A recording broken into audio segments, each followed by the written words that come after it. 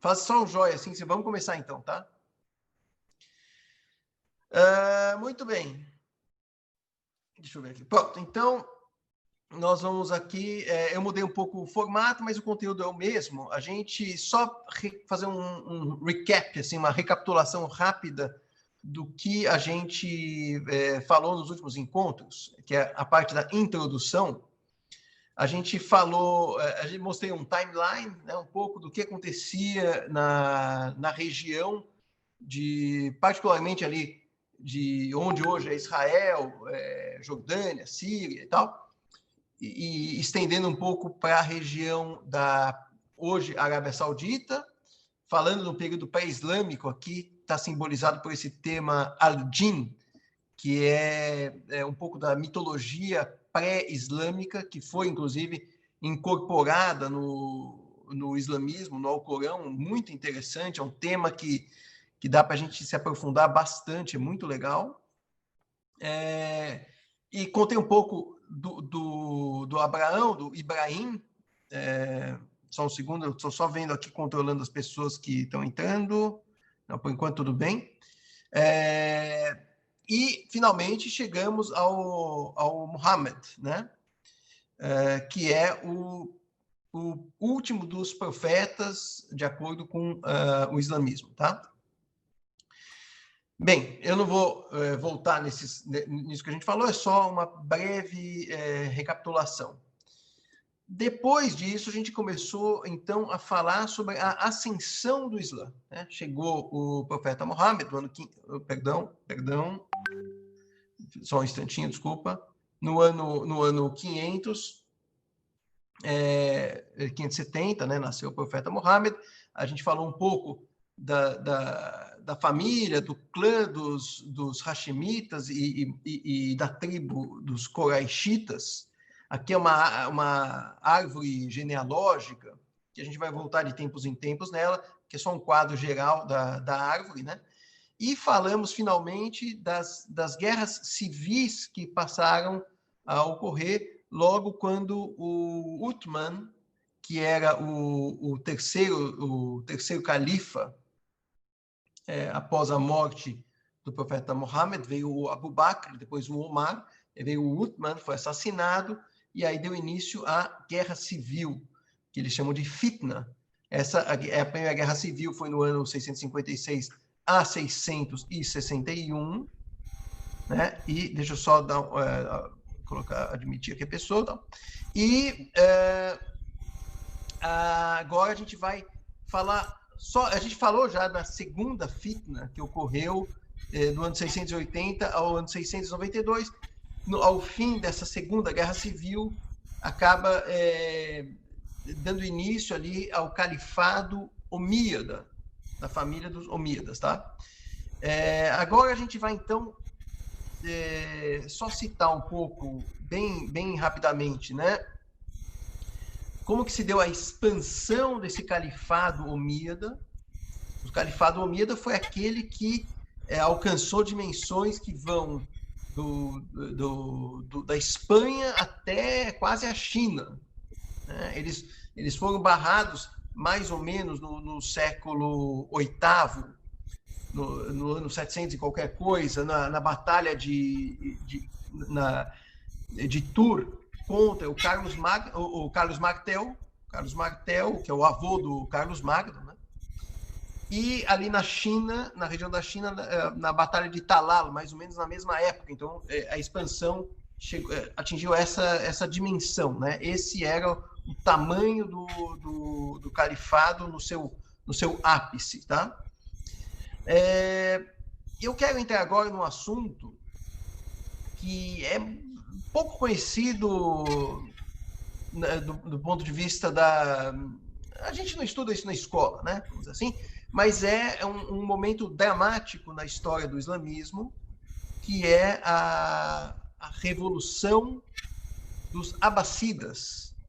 É um ponto de virada, um dos momentos mais importantes da história do Islã, e que vai dar origem ao período dourado da civilização islâmica. Tá? O período dourado significa dizer que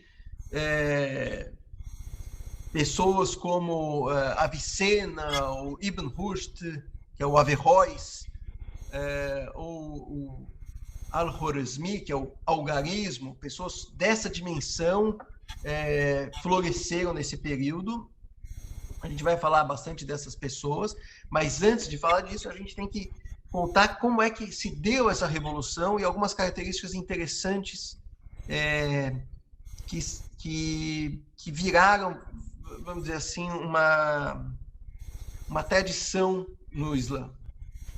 Primeiro, a gente vai falar dos chamados Tawabun. Tawabun significa penitentes. São os penitentes, eram pessoas, um grupo de pessoas ali no Iraque que não correram em socorro ao Hussein. O Hussein era o neto do profeta Maomé, o filho do Ali, e que acabou sendo derrotado na batalha contra os Omíadas, e toda a família foi sacrificada, e isso é um momento dramático na história do Islã, que deu origem, hoje, inclusive, aquela história que eu contei, né, quando eu estive... Por que a minha imagem saiu aqui? Quando eu estive no Irã, eu assisti aquela cerimônia da Ashura, que é quando os muçulmanos se batem, se penitenciam e tudo mais, e sai sangue até, um momento muito triste, um dia muito triste, o dia 10 do mês de Muharram, e eles comemoram, no sentido de relembrar, né, a tragédia que foi o martírio do Hussein. E os Tawabuns, eles são penitentes, eles lamentam não ter ido ao socorro do Hussein. Então, eles vão lá e tentam de novo fazer uma revolta que eles não obtêm sucesso. A revolta que não deu certo, é suprimida, mas deixou algumas lições, e essas lições foram acolhidas por uma nova revolta, que é a revolta do Murtar. E essa, sim, deixou marcas que vão até os dias atuais. Tá? Murtar, quais são as marcas dessa revolta do Murtar? Eu não vou entrar muito em detalhe, de novo, dá para ficar só falando sobre a revolta de Murtar dias e dias, sabe? Vamos chamar assim, né? Só um segundo, eu vou de tempos em tempos só checando aqui se estão entrando pessoas, tá? A revolta do Murtar, o Murtar já tinha uma certa, vamos dizer, um programa político nessa revolta, e ele queria, de novo, vingar a morte do Hussein, assim como os Tawafun, né? E em nome, aí que vem o detalhe, em nome de um filho do Ali, que seria o meio-irmão do Hussein. Eu vou pedir para colocar no mudo, Ezequiel, se você puder colocar no mudo, eu agradeço. Hoje pela manhã, Alexandre, Fred, Alexandre, eu não sei, se puder colocar no mudo. Junto à Anvisa, Agência Nacional... eu não estou conseguindo aqui. Se colocar no mudo, agradeço, Fred, Alexandre. Tá, obrigado. Então é o seguinte, um meio-irmão do Hussein, chamado Muhammad Ali al-Hanafiya, esse meio-irmão foi a pessoa para quem o Murtar falou que estava dizendo que estava fazendo a revolução em nome. Né? Em nome de quem? Em nome... Vamos vingar a morte do Hussein em nome da família do Ali, notadamente de um meio-irmão do Hussein, chamado Muhammad Ali al-Hanafiya.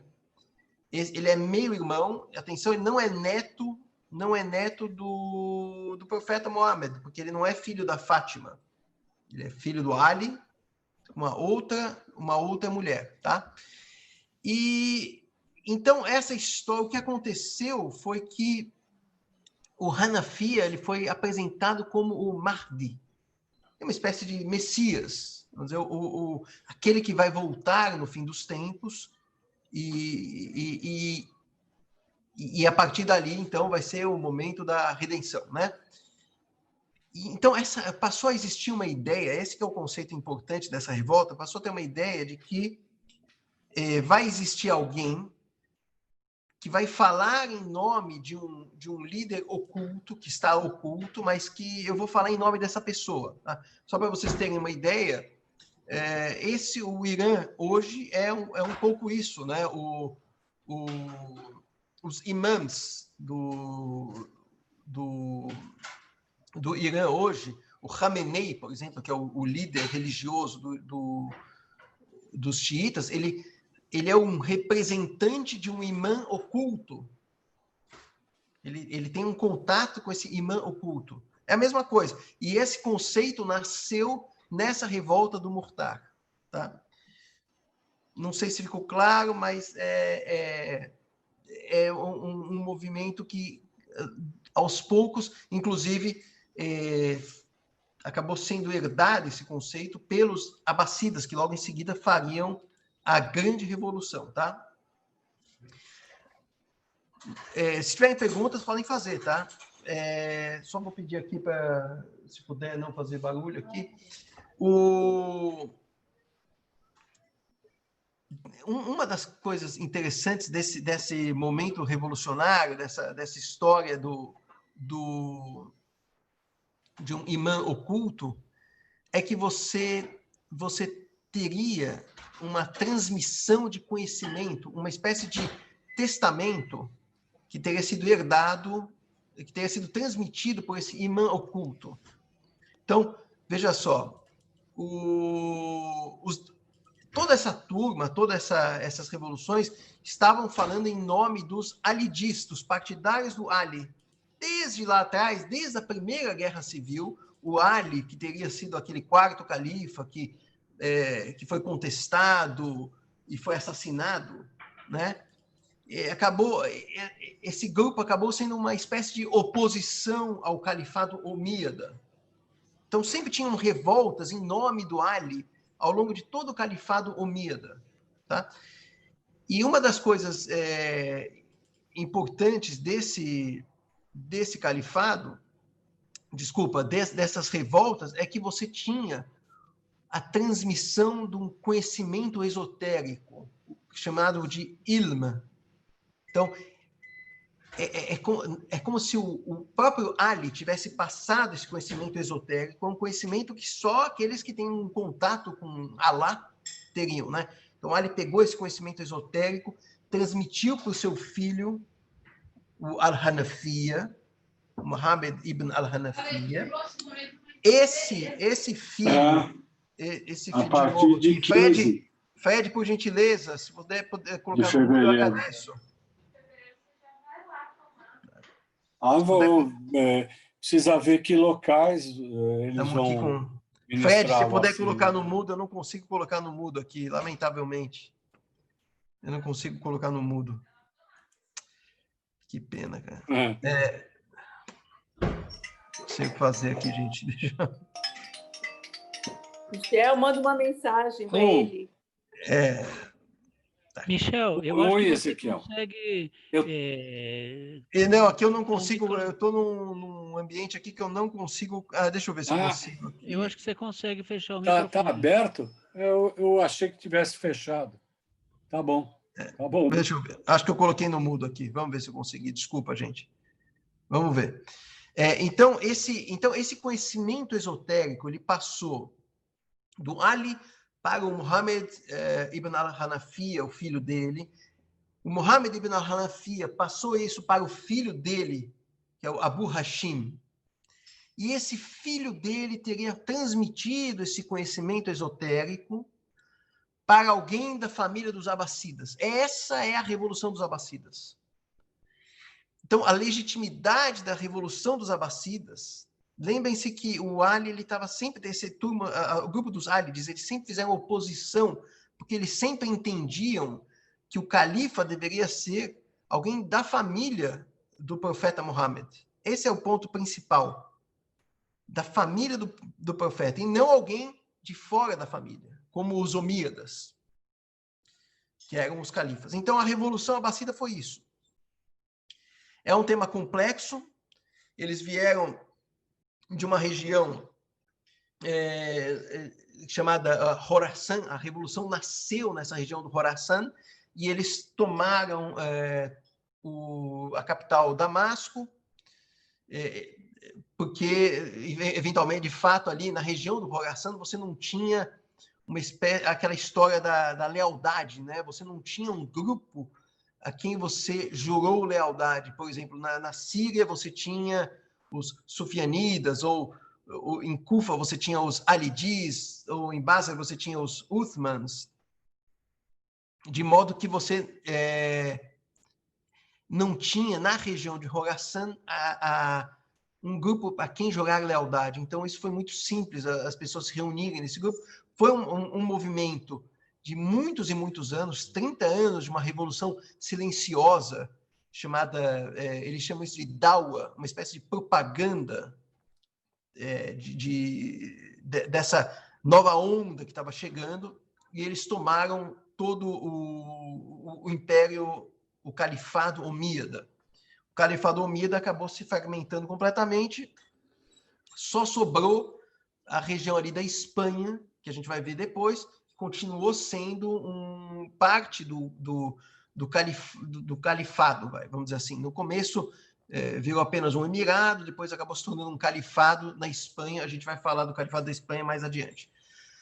Essa dinastia dos Abássidas teve várias coisas importantes. Uma delas foi a fundação da cidade de Bagdad, a cidade da paz. Olha que beleza.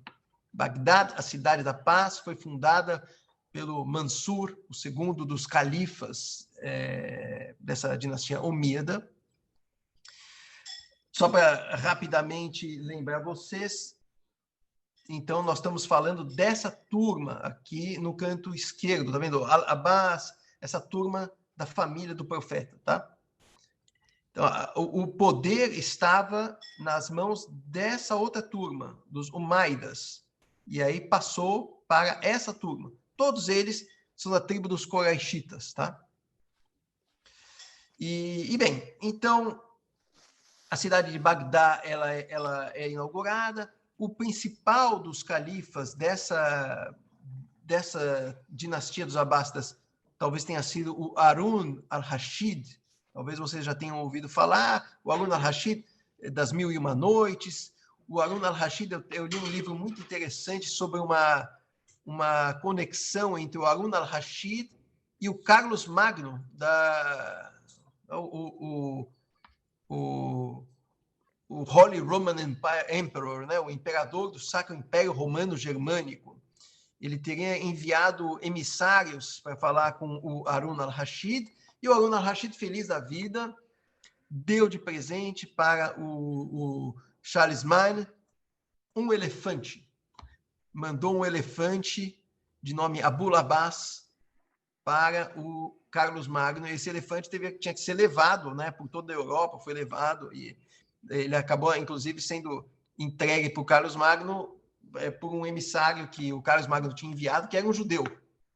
Então é interessante, né? Um reino cristão fundamentalista, né? Um reino fortemente cristão, com suas raízes cristãs muito bem arraigadas, né? O Carlos Magno, na Europa, ele foi o responsável por proteger o Papa, né? Em Roma. Foi o Papa precisava de um exército ali, e aí o Carlos Magno falou: eu sou o protetor do Papa.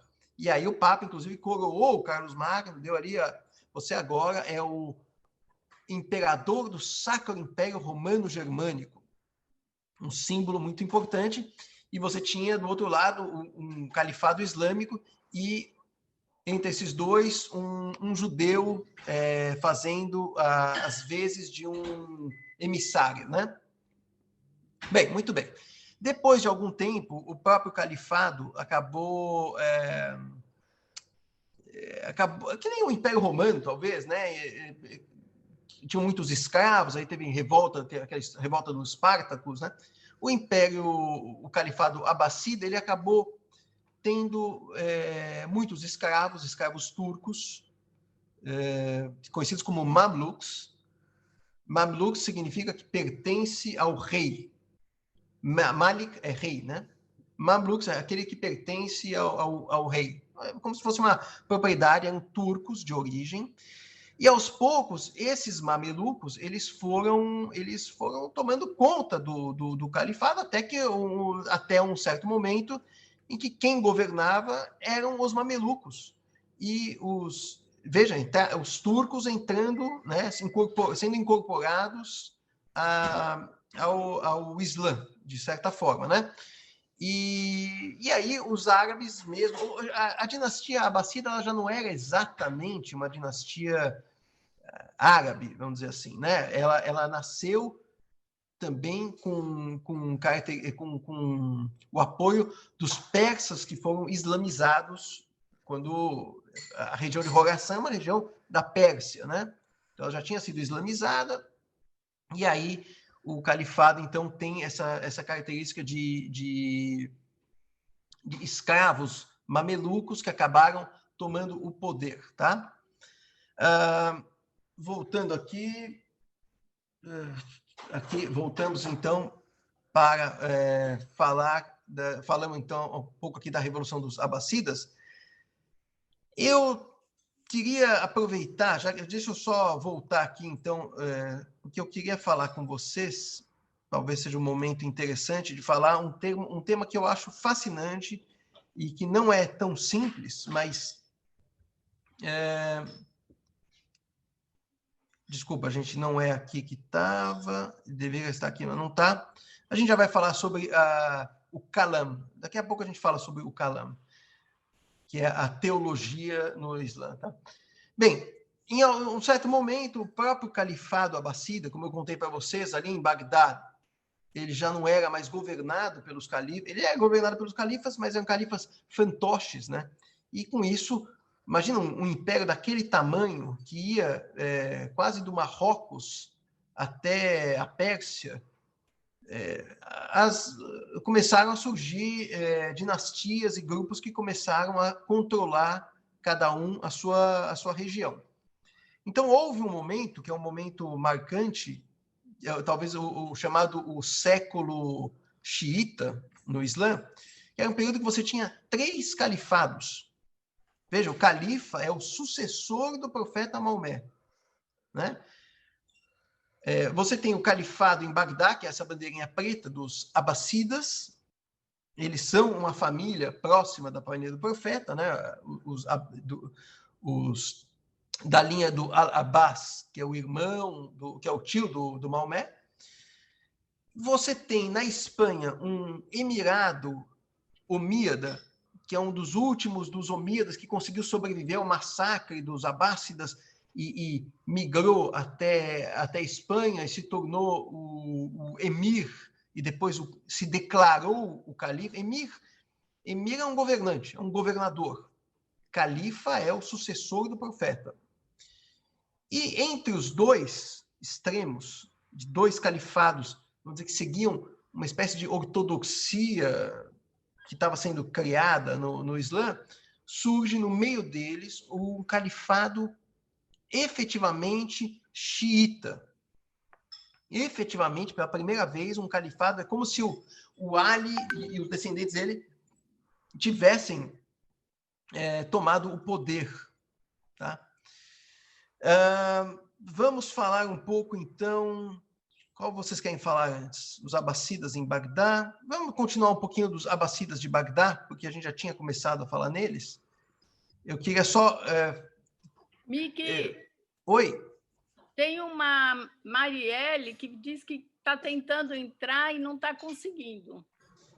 Já está aqui, desculpa, obrigado. Obrigado por avisar, eu não tinha visto aqui. Tá, agora você falou que tinha um tema fascinante e você não falou qual é. Eu achei que estava na hora, mas eu me antecipei. Eu vou falar dele. É o Kalam. Eu vou falar. É o quê? Chama-se Kalam. Kalam é a teologia, vamos dizer, a teologia islâmica. Você podia falar. Fascinante. Oi? Eu vou gostar. Eu vou falar tudo. Podem ter certeza. Tá tudo agendado aqui, tudo organizado, mas eu errei a ordem dos fatores aqui. Eu vou falar agora de um tema também muito interessante, que surgiu aqui naquela cidade fabulosa que era Bagdá. Bagdá foi fundada como uma cidade da paz, e nessa cidade da paz tinha uma casinha, não é necessariamente uma casinha, né? Pode ser várias casas, enfim.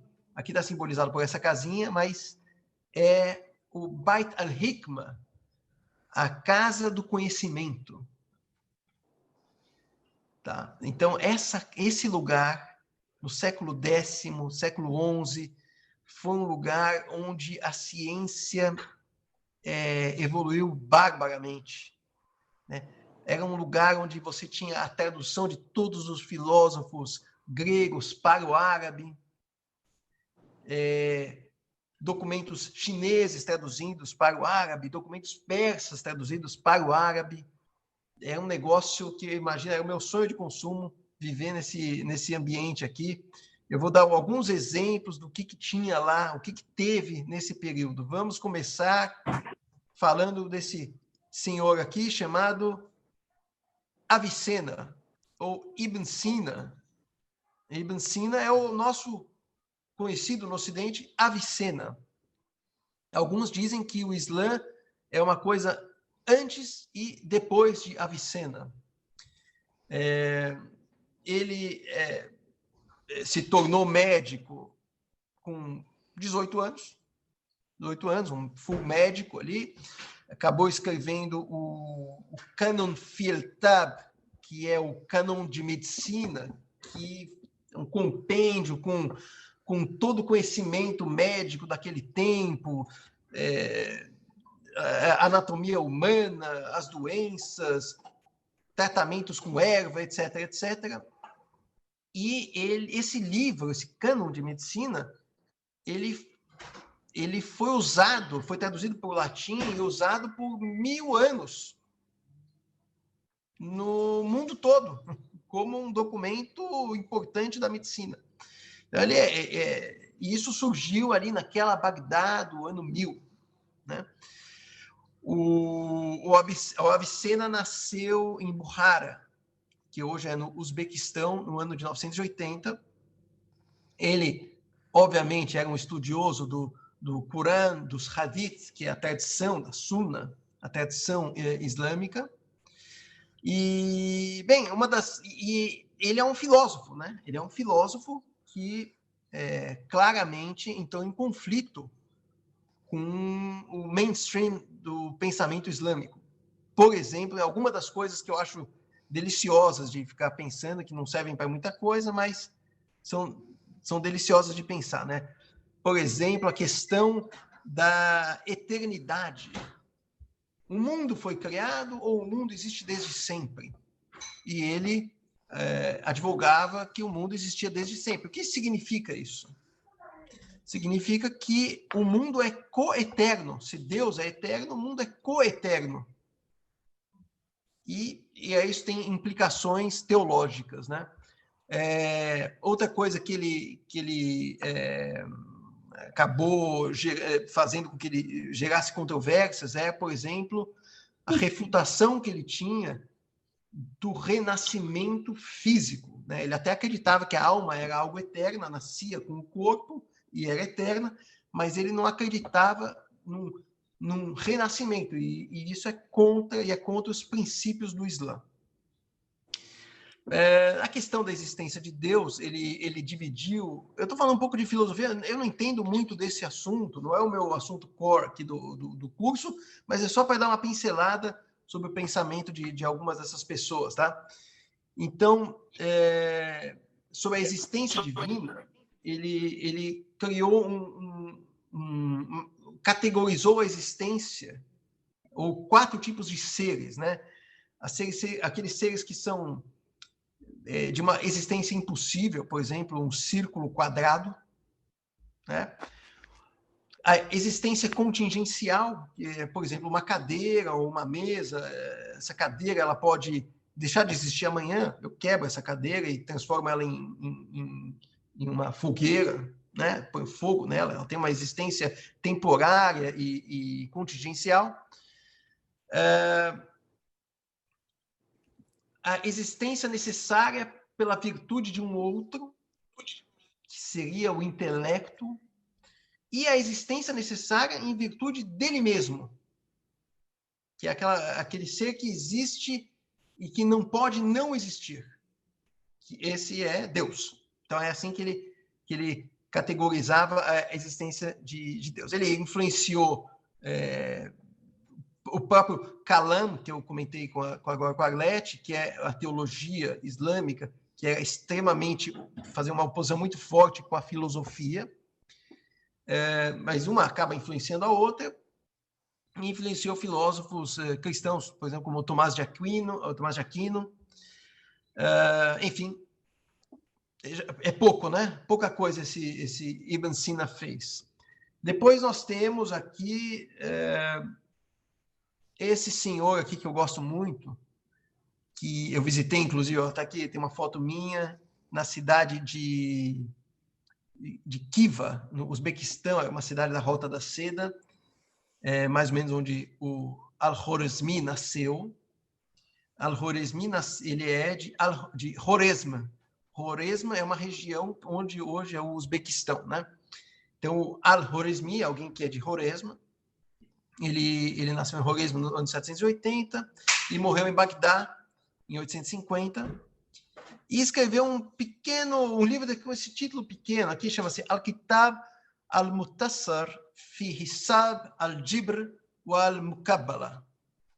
É um nome pequenininho, mas pegaram esse al-Jabr e virou álgebra. Então, o algarismo, que é o nome dele no Ocidente, Al-Khwarizmi se tornou algarismo, algoritmo, o nome que você queira dar. Ele escreveu um livro chamado Álgebra. E o que significa todo esse nome, Al-Kitab al-Mutassar fi Hisab al-Jabr wa al-Mukabbala? É essencialmente o balanceamento de uma equação. Então, o que ele fez, que hoje para a gente parece banal,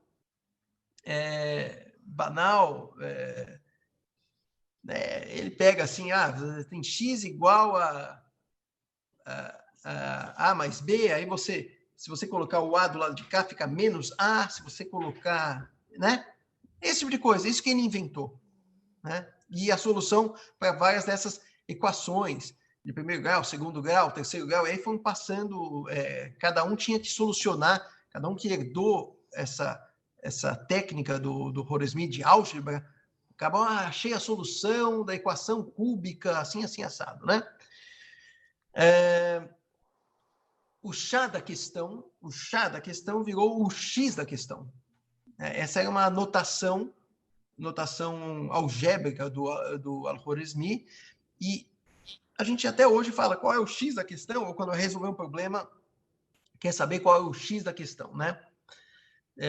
Um dos herdeiros dessa tradição, que até hoje a gente aprende na escola, por exemplo, o Al-Biruni, ele achou a equação, as soluções, as raízes da equação x ao cubo é igual a 3x mais 1. E hoje pode parecer banal, mas, enfim, alguém tinha que descobrir isso antes, ele foi o cara que descobriu, tá?